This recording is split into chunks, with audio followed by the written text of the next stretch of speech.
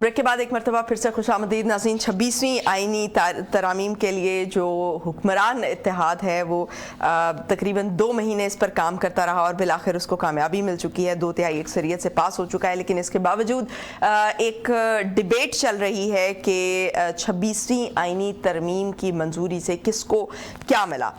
इस पर बात करेंगे। हमारे साथ इस वक्त senior analyst doctor Hasan Zafar साहब मौजूद हैं। डॉक्टर हसन जफर साहब, सबसे पहले तो मैं ये जानना चाहूँगी कि ये जो कहा जा रहा है कि अदलिया की जो खुद मुख्तारी है उसको एट स्टेक करने की कोशिश की गई है 26वीं आइनी तरमीम के जरिए, लेकिन दूसरी तरफ ये कहा जा रहा है कि आइनी और कानूनी दायरा कार तय किया गया है इस तरमीम के जरिए अदलिया के लिए।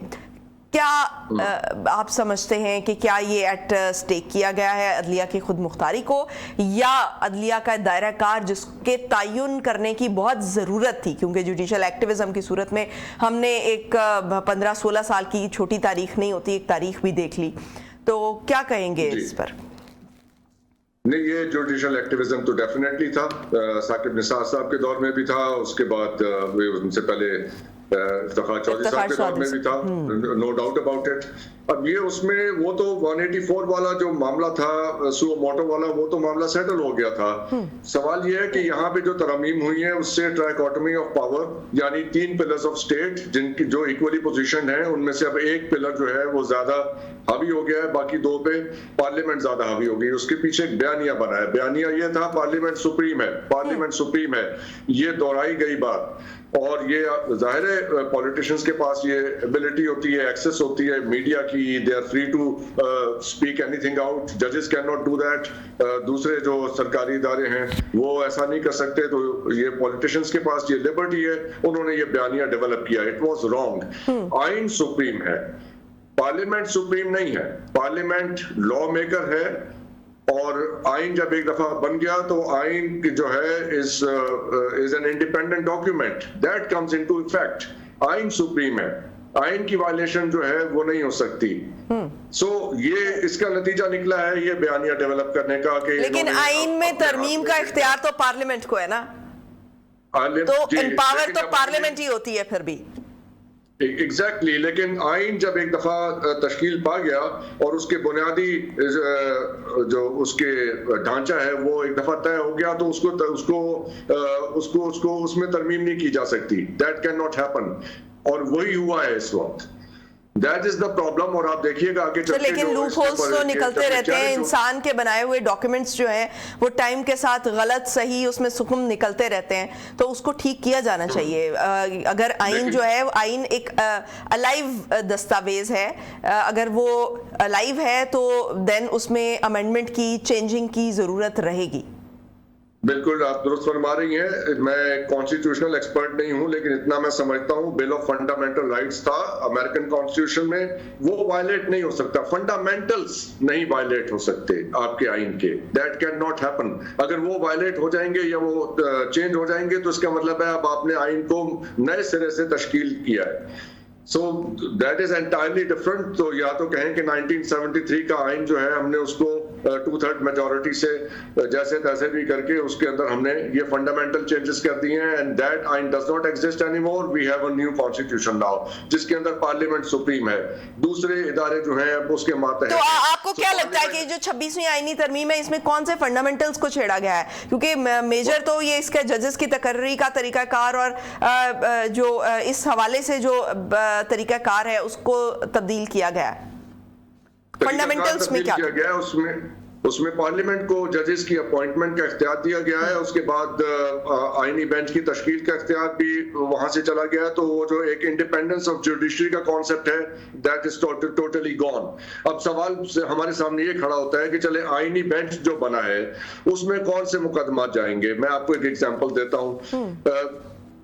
पैदल चलना मेरा फंडामेंटल राइट है, सारे शहर में इंक्रोचमेंट्स हैं फुटपाथ्स पे, मेरा फंडामेंटल राइट वायलेट हो रहा है। ये मैं मामला ले जाता हूं सुप्रीम कोर्ट में कि मेरा कोई भी फंडामेंटल राइट वायलेट हो रहा है, तो एक प्राइवेट सिटीजन वर्सेस स्टेट, ये कौन से बेंच के सामने जाएगा? एक जो नॉर्मल बेंच है सुप्रीम कोर्ट का वहां पे लगेगा या आईनी बेंच में जाएगा? क्योंकि मेरा तो आईनी जो राइट है वो वायलेट, कहीं पे भी मेरा fundamental right as a citizen of Pakistan violate होता है तो that is a constitutional matter, where should I go, in that bench और इन दिस बेंच। तो ये जो wise man of the parliament है उन्होंने इन चीजों के बारे में नहीं सोचा। जब हम आगे चलेंगे तो आप देखिएगा कि यहाँ पे कैसी खिचड़ी पकती है। There will be a lot of confusion in through what they have done. अभी तो ये इनकी सेलिब्रेशन का टाइम चल रहा है ना। The time to worry and time to repent will come. सही। तो डॉक्टर साहब, लेकिन हमने ये भी तो देखा ना कि जुडिशरी जब सीनियरिटी के बेसिस पे जजेस तैनात हो रहे थे तब हमने डेमो के लिए फंड इकट्ठे होते हुए भी देखे। सोमोटो के नाम पर हमने आर्टिकल 63 को रीराइट होते हुए भी देखा। फिर उससे भी पीछे चले जाएं तो हमने ये देखा कि मुशर्रफ दौर में जो फ्रेमवर्क लाया गया उसमें वो इख्तियारात भी दिए गए सदर को जो उस की तरफ से मांगे नहीं गए थे। ये भी जुडिशरी की तरफ से हमने देखा। तो हम फिर कैसे समझ लें कि अदलिया उस टाइम पर आजाद थी जब सीनियरिटी की बेसिस पर फैसले हो रहे थे, और आज जो है वो अदलिया को एक दायराकार में ला दिया गया है और उसका दायराकार महदूद कर दिया गया है, और अब वो आवाम को अदलो इंसाफ फराहम उस तरह से नहीं कर पाएगी। जी हाँ जी, हमने तो ये भी देखा कि पार्लियामेंटेरियंस की कीमतें लगी वो बिके। हमारे पास तो एक मुबैना तौर पे वो रेट लिस्ट भी मौजूद है कि कौन कितने में बिका। अब हम उसको यहाँ पे बयान नहीं कर सकते क्योंकि जाहिर है कि ये तो हेयर से है। हमारे पास तो हमने तो ये भी देखा कि यहाँ पे फौजियों ने मार्शल लॉ लगाए और वो जबरदस्ती सदर बन गए मुल्क के। उनके पास कोई इख्तियार नहीं था। तो मार्शल लॉज के जवाब भी तो फिर जुडिशरी ने फराहम किया। जवाज तो फिर हर चीज का है। जवाज तो फिर एक कत्ल करने का भी कोई जवाज किसी के पास होता है तो वो कत्ल करता है ना। तो किसी भी हर बात का जवाब तो मौजूद होता है, बट ये कौन डिटरमिन करेगा कि वो जवाब ठीक था या नहीं ठीक था? वो तो एक आदमी का एक अपना क्लेम है कि ना कि मेरी नजर में ऐसा हुआ, बट क्या उस आदमी के पास क्लेम में और कानून और आइन में फर्क है ना। कानूनी तौर पर कत्ल करना जुर्म है, कानूनी तौर पर भी जुर्म है। हमारी जो रीजन है वो भी यही कहती है कि मर्डर करना दुरुस्त बात नहीं है। तो ऑलरेडी जब कवानीन बन गए हैं तो उसके लिए तो आप जवाब नहीं दे सकते ना। उसके लिए फिर जवाब जो ढूंढे जाते हैं फिर उन जवाब को गलत कहा जाएगा। नहीं, कानून को वायलेट करना तो जुर्म है, और आइन को वायलेट करना क्या काबिल तहसीन अमल है। आइन को कैसे वायलेट किया गया? आप ये कह रहे हैं कि आइन को वायलेट किया गया? मैं तो आपको एग्जांपल्स दे रहा हूं कि आइन वायलेट हुआ है। मैं भी ये कह रही हूँ कि आइन वायलेट हुआ और उसको जवाब दिया गया। जब मार्शल लॉज लगे तो आइन वायलेट हुआ तो उसको जवाब किसने फराहम किया? जुडिशरी ने। तो इस एक्ट को हम गलत कहेंगे ना, इसको हम गैर कानूनी गैर आईनी कहेंगे। नहीं, उसको तो बिल्कुल गैर कानूनी गैर आईनी कहेंगे, और उसके ऊपर तारीखदानों ने भी और आपके जितने ज्यूरिस्ट हैं उन्होंने भी उसकी मजम्मत की है हमेशा।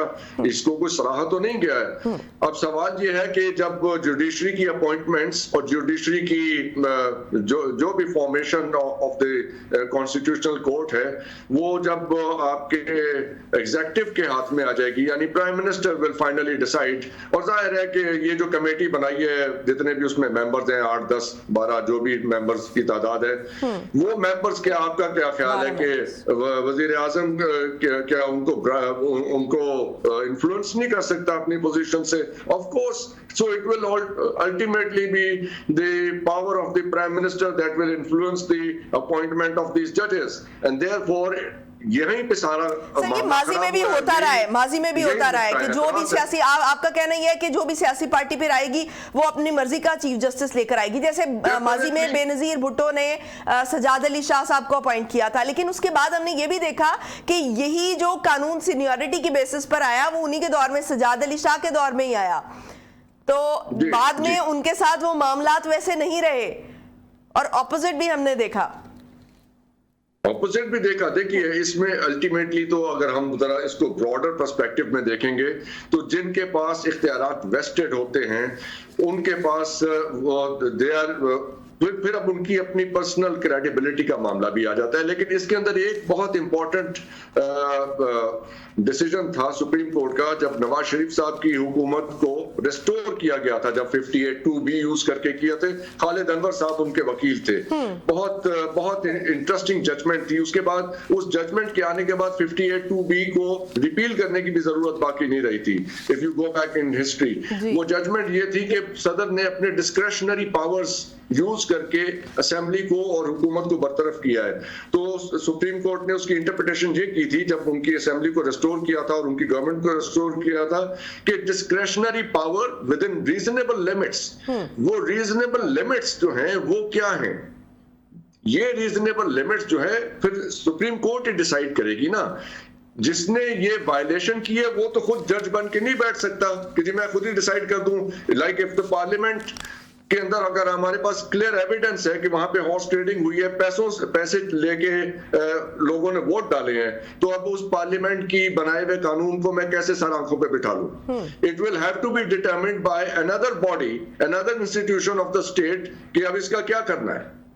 जिन्होंने वायलेशन की है, या फर्ज करें कि आपके 150-200 अरकान बिक गए हैं, आप कह रहे हैं कि चेक एंड बैलेंस का एक प्रॉपर निजाम होना चाहिए। एग्जैक्टली, राइट, ठीक, एग्जैक्टली। तो पार्लियामेंट सुप्रीम है, ये बयानिया बना के मेरा एतराज इस बयानिए पे है, पार्लियामेंट इज नॉट सुप्रीम।